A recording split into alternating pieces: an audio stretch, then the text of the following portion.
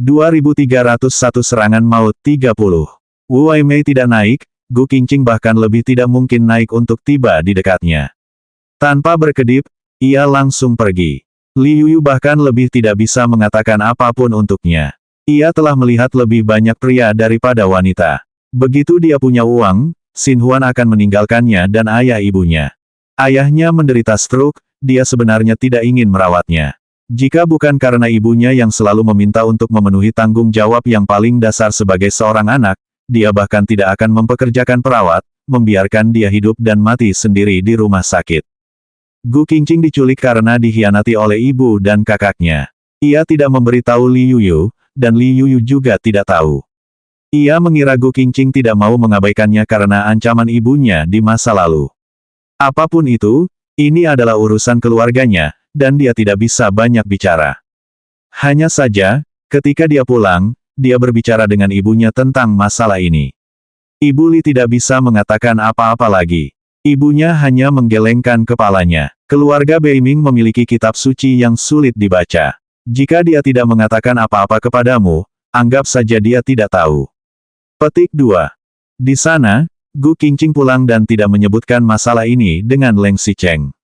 Leng Xicheng juga tidak bertanya, tetapi keesokan paginya, Leng Xicheng pergi bekerja dulu.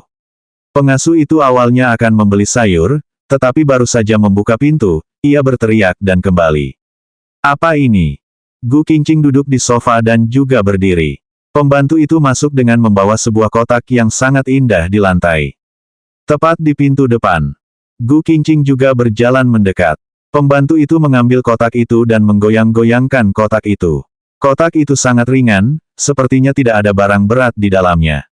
Apa itu? Dia menoleh dan bertanya, Nyonya, apakah Anda membeli sesuatu secara online? Gu Qingqing menggelengkan kepalanya, pembantunya segera berkata, kalau begitu aku buang saja. Tidak baik jika ada sesuatu yang tidak baik di dalamnya. Gu Qingqing baru saja hendak keluar dengan membawa barang, tapi Gu Qingqing tiba-tiba berhenti. Tunggu. Dia melihat ke arah tas belanja itu. Itu adalah tas belanja di mall kemarin. Bahkan kotak di dalam tas belanja itu berupa merek bayi dan anak kecil. Ia pun segera membukanya. Benar saja, di dalamnya ada merek sepatu yang dibeli Li Yuyu untuknya. Ada satu set pakaian anak-anak dan satu merek sepatu yang ia beli. Bahkan ada juga tiket komputer di dalamnya. Waktu di tiket mungkin adalah saat mereka kembali setelah berjalan-jalan. Dan ketika mereka mengunjungi mall, mereka bertemu dengan Wu Waimei, jadi pakaian ini kemungkinan besar dibeli olehnya. Ah, gaun ini sangat lucu.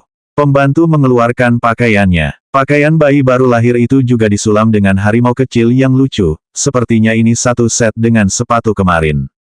Apakah Tuan Leng mengakuinya? Senyum di wajah Gu Qingqing terus-menerus menghilang, lalu dengan ringan melemparkan kotak kemasan di tangannya ke samping.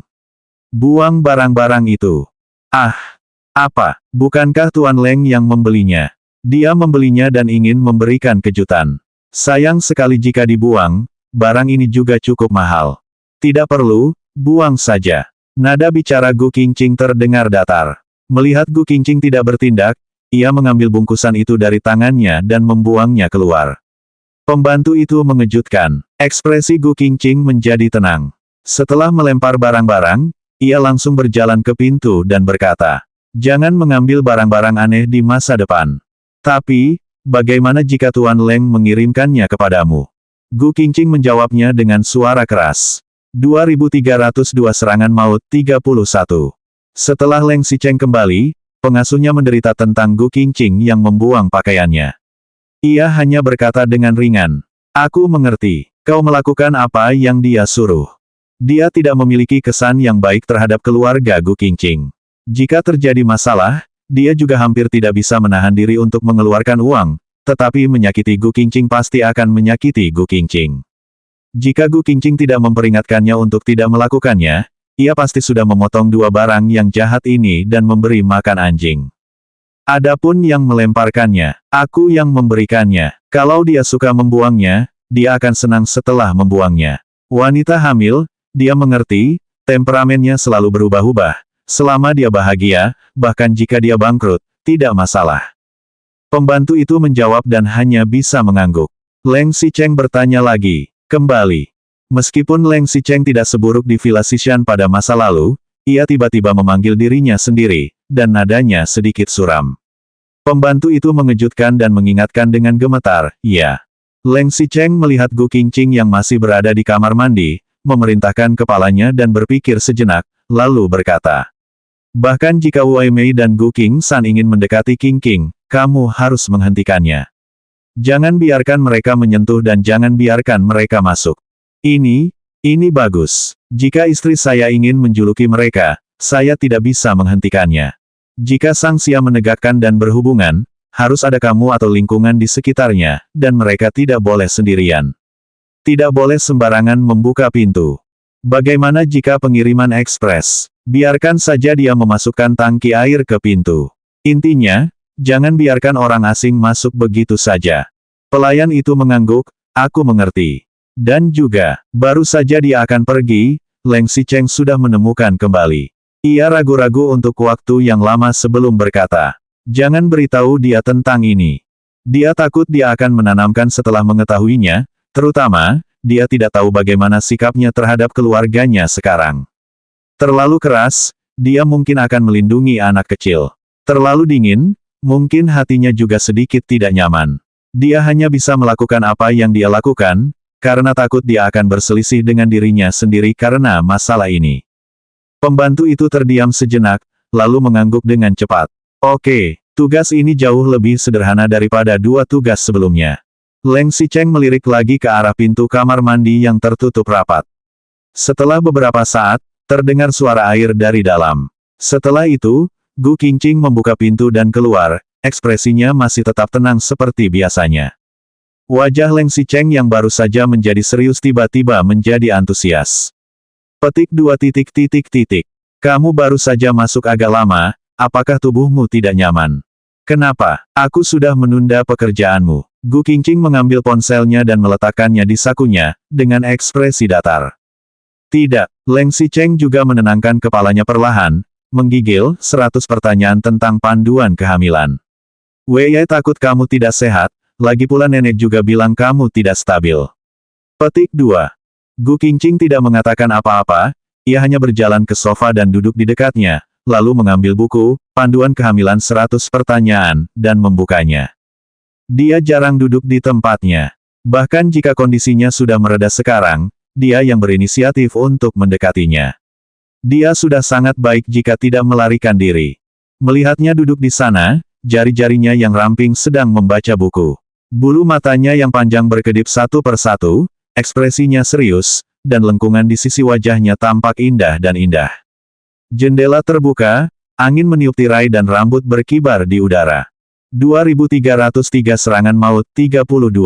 Sebenarnya, dia sudah lama memiliki semua ini, tetapi dia tidak hanya tidak menyadarinya, tetapi juga menginjak-injaknya secara sembarangan demi wajah, dan juga memaafkan orang di sekitarnya untuk menindasnya. Dia harus mengakui bahwa dalam beberapa tahun terakhir, mungkin orang tuanya telah memberikan lebih banyak penderitaan daripada yang dia berikan kepadanya. Sedikit ingin mengulurkan tangannya untuk memanjangkan rambutnya, tetapi tangannya terulur ke udara. Dia berhenti sejenak, jatuh lagi, dan jatuh di belakang tubuhnya. Telapak tangannya terbuka lemah dan menggenggam tangannya. Bukan karena takut Gu Qingqing marah, tapi ia tiba-tiba merasa bahwa Gu Qingqing harus benar-benar siap untuk kembali ke dekatnya di masa depan. Dia sudah tidak ingin menggunakan kekuasaan untuk menekan orang lain, juga tidak ingin memaksakan kehendaknya. Jika dia tidak ingin menikah dengannya, maka dia tidak perlu menikah. Lagi pula, anak adalah milik mereka, dan kehidupan akan terus berjalan, sehingga keduanya bisa bersama.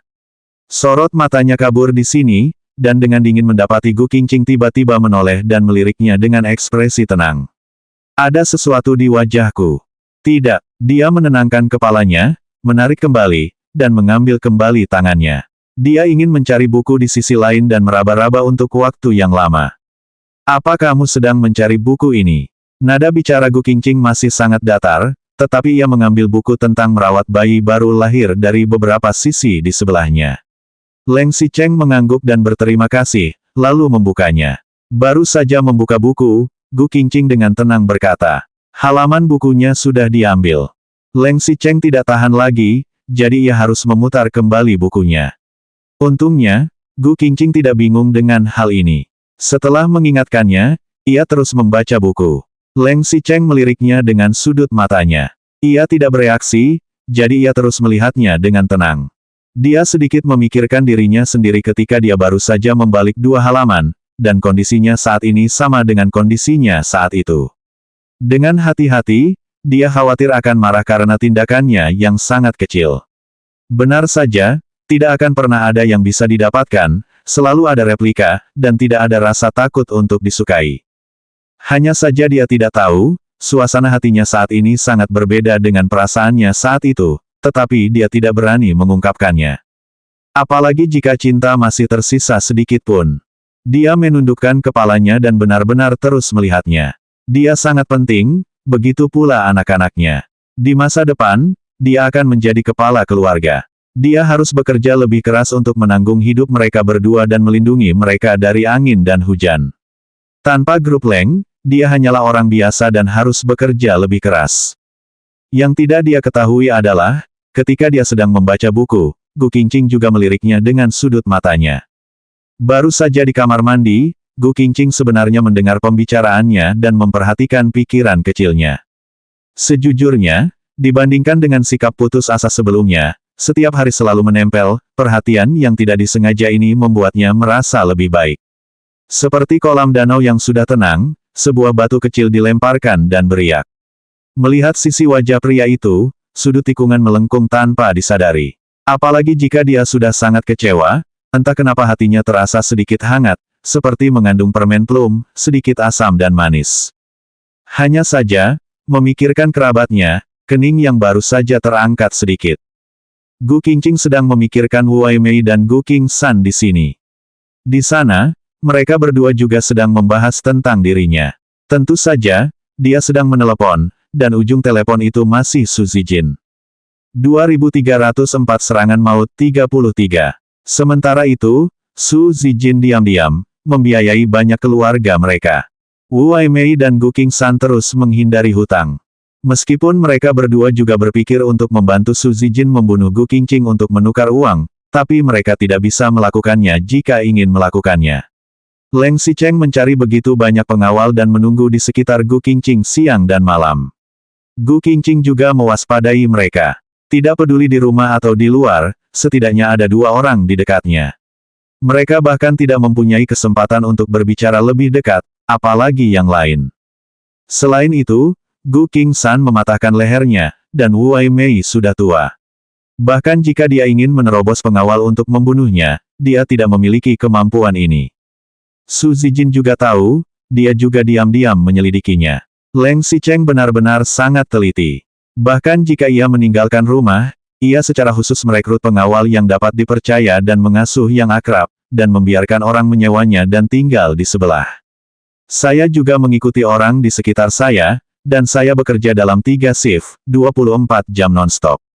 Bahkan jika ini adalah komunitas lama, perlindungan keamanannya sangat ketat, kecuali jika seseorang diserang, yang bisa melukainya. Untuk membiarkan Wu Weimei dan Gu Qingshan melanjutkan, dia terus mencari ancaman riba, tetapi pada saat kritis, dia menciptakan efek bebek yang dimasak terbang di pintu, memungkinkan mereka untuk terus mengalami sensasi yang menakjubkan. Di sisi lain, kedua orang ini benar-benar miskin sekarang, jangankan membayar kembali uang, bahkan hidup pun sulit.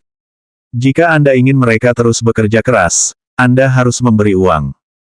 Su Zijin juga tidak bodoh. Kartu telepon yang dia hubungi sekarang adalah kartu hitam, bahkan yang sebelumnya tidak terdaftar namanya juga kartu hitam.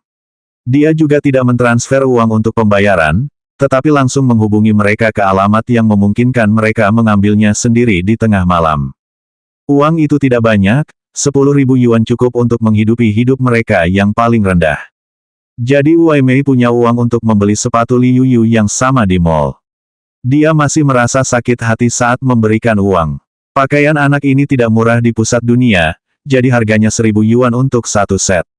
Tetapi setelah mendengar pemandu toko berkata, jika kamu ingin mengirim anak, kamu pasti akan lebih tulus dalam memberikan satu set. Hua-hua, bukannya aku tidak bekerja keras, tapi Gu Qingqing sama sekali tidak bisa masuk. Wu Waimei sangat marah. Ia menghabiskan begitu banyak uang untuk membeli pakaian dan langsung dibuang oleh Gu Qingqing. Apa yang harus dia lakukan? Aku hanya melihat hasilnya, tidak perlu memberitahuku prosesnya. Su Zijin sudah menunggu dengan sabar, kedua orang ini benar-benar tidak ada gunanya. Hua, apa kamu tidak bisa membantu kami membayar hutangmu? Wu Waimei juga kelelahan secara fisik dan mental, dan Sang Xia, namun, saya juga memberi Anda kehidupan. Anakmu berhutang begitu banyak uang, mengapa aku harus membayar hutangku padamu? Dia masih berani mengungkit bahwa dia telah melahirkan dia. Jika ibunya benar-benar Li Hongrui, seberapa baik dia benar-benar anak keluarga Su. Dia sangat ingin mengganti dagingnya. Sang Xia, aku mohon padamu sekali, aku mohon padamu sekali. Ibu berlutut padamu. Diam, siapa ibuku? Ibuku adalah Li Hongrui, bukan kamu. Su Zijin sangat marah sehingga dia menutup telepon. Dia mencoba menahan amarahnya, lalu menarik napas dalam-dalam dan bertanya dengan marah. Kamu mau melakukannya atau tidak?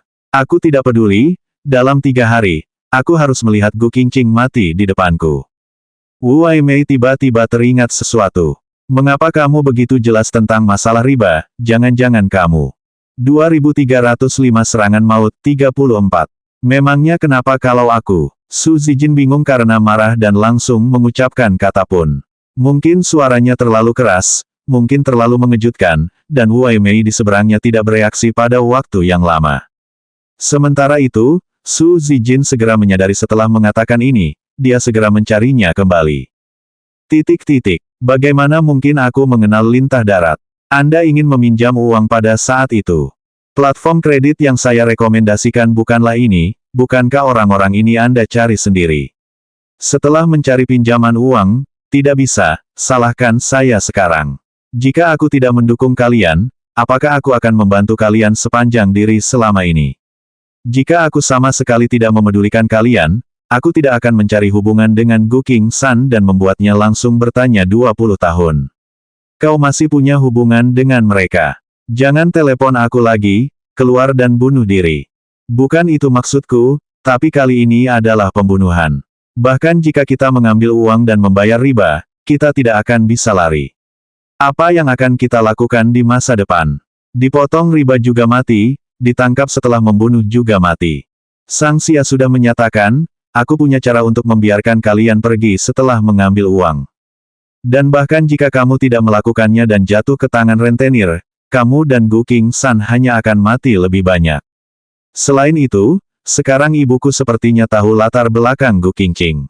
Jika dia bangun dan menceritakan kisahnya, apakah isyarat kamu dan Gu Qingshan masih bisa hidup? Gu Qingqing juga tidak akan melindungimu lagi. Bahkan aku akan diusir oleh keluarga Su dan tidak akan membantu Anda. Apa katamu? Apa istrimu tahu siapa dirimu? Kamu pikir kenapa aku harus begitu terburu-buru dan ingin membunuh Gu Qingqing? Jika dia meninggal, keluarga Su hanya memiliki aku seorang putri. Meskipun mereka pasti akan terus menyayangiku, aku tetap bisa membantu kalian. Tapi jika mereka mengetahui kebenaran sebelumnya, semuanya akan berakhir. Wu Waimei sedikit terkejut saat ini. Memang benar, jika keluarga Su mengetahui kebenarannya, jangankan Gu Qingqing, Leng Xicheng dan keluarga Su juga tidak akan melepaskan mereka. Masalah ini memang agak rumit. Aku akan terus, tapi sekarang ada pengawal dan pengasuh di sekitarnya. Bahkan jika aku ingin mendekatinya, itu tidak mudah. Tetapi jika rentenir menemukan kita, kita akan mati. Dengan begitu, Su Zijin sengaja mengingat dan tampak ragu-ragu untuk waktu yang lama. Petik 2. Kamu tahu, semua hak di keluargaku ada di pihak ayahku, dan aku benar-benar tidak bisa mendapatkan uang sebanyak itu. Namun, saya dapat memberi mereka beberapa bunga, setidaknya untuk memastikan bahwa Anda baik-baik saja untuk sementara waktu. Tapi berapa lama waktu ini tergantung pada suasana hati mereka. Wu Waimei mengangguk. Su Zijin kembali mengeluarkan suara. Selain itu, namun juga, kalian adalah keluarga sedarah dan sedarah. Aku juga tidak ingin melihat kalian jatuh. Namun, kamu harus tahu, Gu Qingqing yang jelas-jelas memiliki uang dan tidak membantu kalian. Ia sama sekali tidak khawatir tentang reproduksi. Jika Gu Qingqing tahu bahwa dirinya bukan anak kandungmu, ia pasti akan memutar dan tidak mengenali orang. Dia sekarang kembali ke sisi Leng Xicheng. Metode Leng Xicheng tidak lebih buruk dari rentenir itu. Bahkan jika bukan karena uang, demi diri Anda sendiri, kamu harus bekerja keras, bukan? Lagi pula, meski bukan untuk kalian sendiri, kamu harus membujukku, bukan? Kamu telah membuangku sejak lahir, dan kamu belum melakukan apapun untukku dalam hidup ini, Ma. 2306 Serangan Maut 35. Untungnya yang lain hanya suara ini. Ibu, membuat Wu Weimei tertegun pada waktu yang lama dan tidak bisa berkata-kata. Di dalam bayangan, ini pertama kalinya Su Zijin menemukan, ibu, ya. Dia sangat patriarkal, jika tidak, dia tidak akan begitu menghargai Gu Qingshan. Namun, jika dia sama sekali tidak memiliki harapan untuk putri kandungnya, dia tidak akan menukar identitasnya dengan Gu Qingqing dengan hati nurani. Meskipun Su Zijin berhasil menjadi nona kedua keluarga Su, ia termasuk orang yang berada di kelas atas dan sama sekali tidak seperti mereka. Dia bahkan sengaja mencari pengasuh keluarga Su untuk melihat bagaimana kehidupannya. Tapi orang memiliki keanehan ini, meski dia tahu, jika Su Zijin hidup dengan dirinya sendiri, ia hanya akan membiarkan hidup seperti Gu Qingqing, makanan tidak cukup, diintimidasi, namun, dirinya tidak tinggal bersamanya, tidak ada ibu dan anak yang benar-benar cocok untuk hidup sehari, rasanya seperti ada sesuatu yang hilang, dia ingin memaafkannya tanpa sadar. Dia tertegun pada waktu yang lama, dan akhirnya mengangguk. Oke. Bu, aku tahu apa yang kamu khawatirkan. Tenanglah, begitu masalah ini terjadi, akhirnya aku akan bertanggung jawab padamu dan kakak sampai akhir. Bagaimanapun, aku sudah mengurus sisa hidupmu. Yang terpenting adalah bergerak cepat. Kau harus berani melawan ibuku. Ibu Li menyelesaikan segalanya sebelum dia bangun, jika tidak, pada hari ketika pengalaman hidupnya dipublikasikan, semuanya akan berakhir. Kamu berjanji, kamu akan bertanggung jawab atas kehidupan Qingshan di masa depan. Wu Weimei tidak segera menyetujuinya, tetapi tiba-tiba menambahkan. Su Zijin terdiam sejenak, kemudian ia langsung mengerti dan langsung setuju. Tentu saja, dia adalah kakakku. Urusanku adalah urusanku. Oke, saya setuju. Setelah Wu Weimei selesai berbicara, dia langsung menutup telepon. Su Zijin menutup mulutnya, tapi dia sama sekali tidak marah. Dia tahu bahwa Wu Weimei telah mengambil keputusan kali ini, dan dia tidak akan tenang lagi. Salah satu kekhawatiran Wu Weimei adalah dia tidak pernah membunuh orang.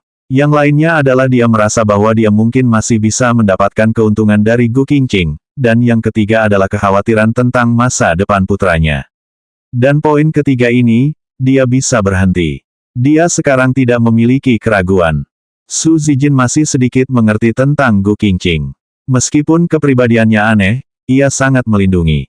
Dalam ingatannya, dia juga memukul dirinya sendiri karena dia berbicara sembarangan dan mengatakan bukan ayahnya. Selama dia memiliki sedikit belas kasihan kepada Wu Weimei, semuanya akan berhasil. Terkadang, pisau tidak perlu terlalu tajam, bisa mengenai jantung. Meskipun teleponnya sudah mati, dia masih menambahkan. Tidak peduli apa itu uang atau barang, kerjasama apapun yang dibutuhkan. Aku akan segera menyiapkannya, tapi harus cepat. Dia tidak percaya, kali ini Gu Qingqing masih bisa melarikan diri dari penembak jitu ini. Tiba-tiba, apakah kamu di kamar mandi? Di luar, itu adalah suara Su Zongsu. Su Zijin segera menjawab, ya, ayah, aku sedang bermain ponsel. Dia mematikan keran dan segera mengambil ini setelah kartunya dilepas, barulah dia keluar. Su Zongsu tidak ingin pergi ke kamar mandi, tetapi putrinya yang melihatnya sudah lama tidak keluar. Dia bertanya dengan santai, jangan bermain ponsel di kamar mandi di masa depan. Aku mengerti, ayah. Petik 2. Su Zongsu duduk di samping tempat tidur dengan sedikit keraguan. Tapi aneh, dokter dengan jelas mengatakan bahwa kondisinya sekarang sangat baik dan semua indikatornya sangat baik. Bagaimana mungkin dia tidak sadar? 2307 Serangan Maut 36. Dia berkata sambil mengernyit. Apa kamu akan memanggil dokter untuk melakukan pemeriksaan dengan hati-hati? Begitu Su Zijin mendengar ini, wajahnya langsung berubah. Ia tersenyum. Tidak mungkin kan? Dokter sudah bilang, kondisi ibu sangat sehat, cepat atau lambat dia akan sadar. Dia juga bukan seorang vegetatif dan tidak akan bisa bangun. Wei Yai mengatakan itu, tetapi jika ibumu terbaring di kasur rumah sakit untuk waktu yang lama, pemulihan di masa depan akan sangat sulit dilakukan, mungkin dia akan benar-benar terbaring di tempat tidur seumur hidup. Su Zongsu menenangkan, jelas-jelas dia masih bangun sebelumnya, dan tidak ada masalah dengan yang lain. Sebenarnya apa yang terjadi? Su Zijin berkeringat dingin. Tentu saja dia menaruh sedikit obat tidur di obat Li Hongrui. Meskipun asisten dokter sebelumnya telah meninggalkan rumah sakit, dia masih dapat memberikan beberapa layanan konsultasi kepadanya.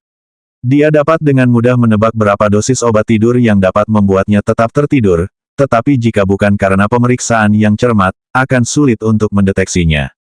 Jika bukan karena beberapa hari itu, dia menemukan bahwa Li Hongrui selalu mencoba berkomunikasi dengan orang lain ketika dia bangun, dan dia tidak akan terlalu kejam untuk membius. Tapi obat ini tidak bisa bertahan lama, dia juga tidak tahu kapan ayahnya benar-benar akan mencari dokter untuk kulkas secara menyeluruh, dan dia tidak bisa menahan apapun. Karena dokter sudah mengatakan akan membaik, aku pikir lebih baik menunggu dengan sabar. Lagi pula, karena nyawa ibu tidak dalam bahaya, maka lihatlah lagi. Mungkin ketika dia bangun, dia akan baik-baik saja. Mendengar kalimat ini, Su Zongsu tiba-tiba menoleh ke belakang dan menatap dengan sedikit rasa yang tidak bisa diungkapkan di matanya. Kelihatannya dia sedikit terkejut dan sedikit bingung. Su Zijin awalnya merasa bersalah. Begitu melihat ayahnya, tanpa sadar ia mundur sedikit. Suaranya pun menjadi lemah. Ayah, kenapa kamu melihatku seperti ini? Ibumu sudah koma selama beberapa hari, tapi kamu masih menginginkanku menunggu. Apakah Anda pikir kondisi ibu Anda lebih baik dan Anda tidak perlu merawatnya?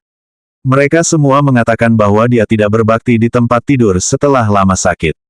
Apakah dia merasa lelah saat berada di rumah sakit setiap malam? Ayah, bukan itu maksudku. Su Zijin menenangkan kepalanya. Bukankah Dr. Viennes sudah mengatakan bahwa kondisi ibu akan berjalan dengan wajar, dan tidak ada gunanya terburu-buru? Dia sudah seperti ini, apa yang bisa kamu periksa dengan paksa? Selama aku masih hidup, aku akan menjaga ibu dan menjagamu, kecuali jika kalian tidak menginginkanku. Su Zongsu juga sudah tenang. Dia mengira dirinya sedang terburu-buru dan menghela napas panjang. Petik 2. Aku tahu, tapi kondisi ibumu tidak bisa terus seperti ini. Tunggu beberapa hari lagi, jika masih belum membaik, bahkan jika dia tidak dirawat dengan baik di rumah sakit, pergi ke Amerika Serikat, Inggris, Jerman, dimanapun dia berada, dia harus disembuhkan. Tentu saja, tentu saja. Su Zijin tertawa canggung, diam-diam menyeka keringat di dahinya saat Su Zongsu tidak memperhatikan. Tanda hubung. Leng Xicheng jelas merasa bahwa sikap Gu Qingqing terhadapnya telah berubah baru-baru ini. Sebenarnya, dia tidak tahu perasaan apa itu. Dia jelas tidak terlalu dekat. Dia kadang-kadang terlalu dekat dan akan diperlakukan dengan dingin olehnya. Namun, dia hanya merasa bahwa sepertinya ada sesuatu yang berbeda dari masa lalu. Kemudian dia berpikir dengan hati-hati. Perasaan ini mungkin tidak asing, mungkin kebiasaan, atau mungkin ketergantungan. Singkatnya, dia mulai berhenti mengucilkan dirinya dan berpikir sebagai bagian dari kehidupan. 2308 Serangan Maut 37. Misalnya, sekarang Gu Qingqing memegang ponsel di tangannya. Baru saja berjalan 2 langkah, ponselnya tidak sengaja jatuh ke tanah. Leng Xicheng berjarak beberapa meter darinya, tetapi ia tidak pergi. Leng Xicheng juga mendengar suara itu dan melihat ponselnya jatuh ke tanah. Ia segera mengambil beberapa langkah untuk membantu bantuannya. Dia masih melihatnya di tangannya. Ponsel ini sudah lama digunakan, bagaimana kalau diganti dengan yang baru? Gu Qingqing langsung mengambil ponsel itu masih bisa digunakan secara normal, jadi, tidak perlu. Ini masih bagus. Setelah 4 bulan kehamilan, pinggangnya akan sakit ketika dia membungkuk untuk mengambil sesuatu, dan Leng Xicheng akan membantu mengambil sesuatu. Pada awalnya, bahkan jika ia mengerutkan kening karena sakit setelah mengambil barang, ia tidak akan membiarkan Leng Xicheng membantu. Dan sekarang, dia bisa berdiri di samping dengan tenang, dan dia bisa membungkuk untuk membantu dirinya mengambil sesuatu tanpa berterima kasih. Semuanya tampak normal. Dia adalah ayah dari seorang anak, dia adalah mantan suami. Mereka sekarang tinggal bersama. Dia sedang hamil. Dia menyetujuinya secara wajar. Ini hanya masalah sepele. Hanya dia yang tahu, kondisi yang sangat normal ini, dia telah bekerja sangat lama. Ketika sarapan, ada lauk yang terlalu jauh darinya. Leng Xicheng langsung menyumpit sumpitnya dengan sumpitnya sendiri. Ia juga tidak keberatan mengambil dari mangkuk. Ia baru saja menggigit dan mengunyah di mulutnya. Leng Xicheng berkata dengan ringan, hari ini aku mungkin tidak bisa kembali. Gu Qingqing mengabaikannya. Setelah makan, ia mengambil sumpit lagi dan baru memasukkannya ke dalam mulut. Leng Xicheng menambahkan, besok juga tidak mungkin lusa juga tidak akan kembali. Gu Qingqing tercengang, setelah itu ia mengunyah 2 kali dengan santai dan langsung menelannya. Setelah selesai menelan, ia baru berkata dengan ringan, ada apa? Meskipun nadanya sangat datar, tapi sebelum itu, dia tidak akan bertanya sama sekali. Leng Xicheng merasa sangat senang, tetapi permukaannya juga begitu tenang. Tidak apa-apa, hanya bekerja, mungkin harus pergi keluar kota selama 2 atau 3 hari. Gu Qingqing terkejut, Leng Xicheng bertanya lagi.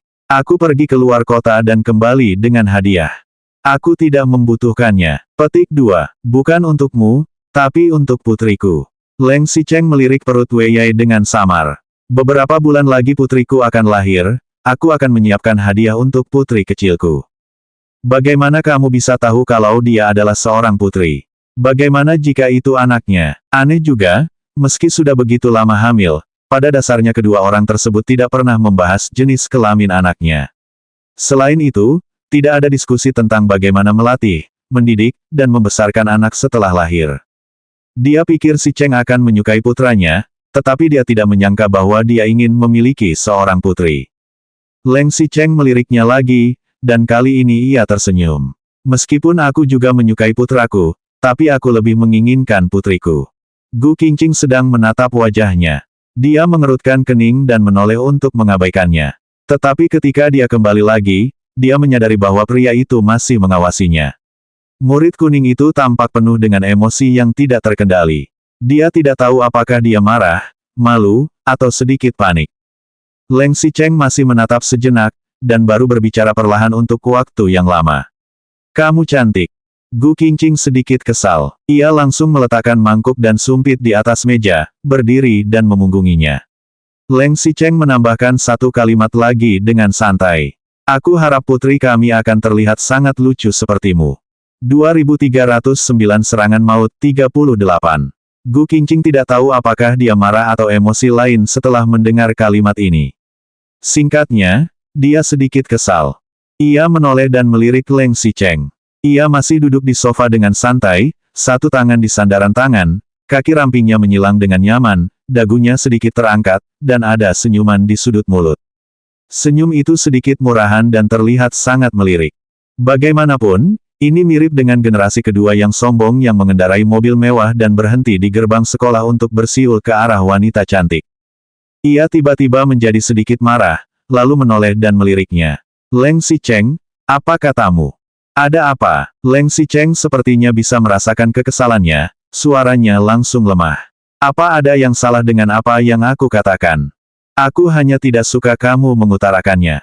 Dia juga tahu bahwa kemarahannya tidak bisa dijelaskan, tetapi hatinya sedikit marah, sedikit malu, dan ada sedikit emosi yang tidak bisa dijelaskan. Lagi pula, dia tidak suka melihatnya bahagia. Dia telah berkonsultasi dengan Mo Dongyang sebelumnya. Mo Dongyang berkata bahwa jika gadis itu tidak membencimu, kamu harus bermulut manis, bertindak cepat, mengeluarkan uang, dan melakukan apa yang kamu suka. Jika ingin mengatakan dia cantik, dia tidak senang, maka tidak masalah jika mengatakan dia tidak cantik. Oke, saya menikah dengan Anda karena mata saya yang buruk. Ya, kamu terlihat bagus sekarang, jadi cepatlah diperluas, sejauh-jauh untuk dipasarkan. Jika merasa aku jelek, cepat cari orang lain. Gu Qingqing semakin marah karena dia mengatakannya. Ia berjalan 2 langkah ke kamar dan langsung membanting pintu. Leng Xicheng tidak tahu, dia biasanya melihat Mo Dongyang sedang menggoda wanita, tidak semua seperti ini. Dia tidak bisa mengatakan dia baik atau tidak, jadi bagaimana? Dia tidak pernah mengejar gadis-gadis, dan dia tidak tahu betapa menyenangkannya mereka. Pengalaman berhubungan dengan wanita secara terbatas, selain dia, adalah pacar gosip itu. Dia tidak pernah menyenangkan, dan mereka semua melakukan konstruksi. Mengenai Gu Qingqing, dulu atau sekarang, dia sama sekali tidak memiliki pengalaman dengannya, dan baru di belakang ini dia belajar bagaimana menjadi orang biasa dan bagaimana menjadi pria biasa yang merayu pacarnya. Namun, tampaknya dia gagal. Apakah karena dia tidak suka dengan tipe playboy seperti Mo Dongyang? Bukankah akan lebih baik jika mengubah orang yang jujur dan jujur? Dia selalu menyukai tipe Ni Zining yang lembut dan elegan, setidaknya dekat dengannya. Tapi bagaimana Ni Zining berbicara dengannya dan bagaimana dia berkomunikasi dengannya? Pada saat itu, dia cemburu pada Ni Zining, dan membencinya, apalagi menyaksikan bagaimana dia dan Gu Qingqing berbicara. Bahkan sekarang mereka tahu bahwa mereka hanya teman daripada pasangan, dan permusuhan serta kebencian mereka terhadapnya selama bertahun-tahun sudah mengakar. Selain itu, Ni Zining tidak pernah menyukainya karena pernikahan di gerejanya terakhir kali, dan kedua orang itu tidak mengucapkan sepatah kata pun. Dia adalah seorang pria. Ni Zining selalu memiliki fantasi yang tidak realistis tentang istri dan ibu dari anak-anaknya. Dia dan Ni Zining adalah saingan cinta. Dia selalu membencinya, jadi dia tidak akan menanyakan dirinya sendiri dan meminta nasihat Ni Zining. Ni Zining berada di rumah sakit, dan telepon berdering begitu dia berbalik. Dia melirik nama yang tertera di ponselnya. Dia baru saja ingin mengabaikan panggilan itu dan berpikir sejenak. Ada apa? Di ujung telepon jelas ada keraguan. Setelah itu, terdengar suara kecil Leng Xicheng yang ragu-ragu. 2310 serangan maut 39. Itu, di mana kamu sekarang? Ni Zining menjawab dengan ringan. Di rumah sakit. Ada orang lain di sampingmu. Ni Zining sedikit mengernyit. Su Zijin dan Su Zongsu yang ada di samping juga ikut melihatnya. Ruang khusus semacam ini biasanya tidak diperbolehkan menerima panggilan. Su Zijin bertanya dengan suara rendah. Siapa? Apakah itu Paman Ni, Bibi Zen? Ni Zining menenangkannya dan berkata dengan nada. Leng Xicheng. Dia kemudian menjawab. Aku datang untuk melihat Bibi Li, tentu saja aku datang bersama dengan Paman Su. Kalau begitu, bisakah kamu mencari tempat yang sepi? Ni Zining membuka ponselnya. Jika bukan karena nama Leng Xicheng yang tertulis dengan jelas di layar ini, ia juga baru mendengar suara Leng Xicheng. Ia curiga bahwa panggilan itu salah. Tidak tahu untuk apa Tuan Leng meneleponku. Apakah ada hal yang sangat penting? Setelah gereja itu dirobek, dia tidak pernah mengucapkan kata pun kepada Leng Xicheng. Lagi pula, ia dan Leng Xicheng sudah berselisih, jadi tidak perlu berpura-pura menjadi orang yang sangat dekat seperti dulu. Hal penting, sebenarnya tidak terlalu penting. Kalau tidak penting, aku akan meneleponmu nanti. Setelah itu, dia langsung menutup telepon. Meskipun Su Zongsu khawatir, sesekali dia mendengar panggilan itu. Leng Xicheng menelepon. Ni Zining mengangguk. Ya, dia memang ada urusan, tapi tidak ada urusan penting. Nanti aku akan meneleponnya lagi. Kamu bisa keluar untuk menjemputnya. Masalah di sini tidak bisa terburu-buru. Dokter sedang melakukan pemeriksaan. Dia menelepon Anda, mungkin urusan kerja, jangan sampai urusan rugi. Mendengar Su Zongsu berkata demikian, Ni Zining mengangguk dan segera keluar. Di sana, Leng Xicheng menutup teleponnya dan merasa sedikit marah dan bersyukur. Untungnya Ni Zining tidak mendengar apa-apa, dia tidak mengatakan apa-apa. Sejujurnya, dia merasa malu dan malu untuk bertanya bagaimana Ni Zining membujuk Gu Qingqing. Dia harus mencari cara sendiri. Tepat setelah berpikir seperti itu, telepon Ni Zining dari sana menelepon. Petik 2. Senior Leng, aku sekarang berada di luar kamar. Ada apa? Aku, tidak ada apa-apa. Kau pergi ke rumah sakit untuk membicarakan Bibi Li. Bagaimana keadaannya? Leng Xicheng harus mengubah topik pembicaraannya sendiri. Ni Zining mengerutkan keningnya. Petik 2. Dia belum bangun selama beberapa hari ini, dan dokter tidak dapat menemukan apapun, jadi dia akan melakukan pemeriksaan khusus untuknya. Petik 2. Baguslah kalau tidak ada apa-apa, baguslah kalau tidak ada apa-apa. Senior Leng, apa kamu masih ada urusan lain? Apa itu pekerjaan? Bekerja. Tidak. Leng Xicheng segera menggeleng. Itu adalah masalah. Atau keluarga Su atau aku. Keluarga Su juga tidak, Leng Xicheng berjanji lagi. Senior Leng, ada apa kamu meneleponku?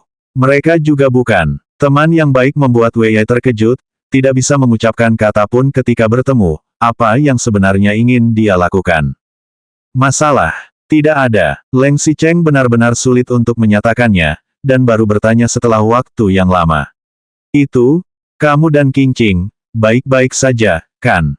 Apakah dia masih mirip dengan Gu Qingqing? Terakhir kali dia bertemu sebelum menikah, itu benar-benar kontak terakhir mereka. Setelah itu, meskipun dia diculik di barat daya, dia hanya ditanya oleh polisi dan tidak pernah mengucapkan kata pun di dekatnya. Selanjutnya bab 2311 serangan maut 40.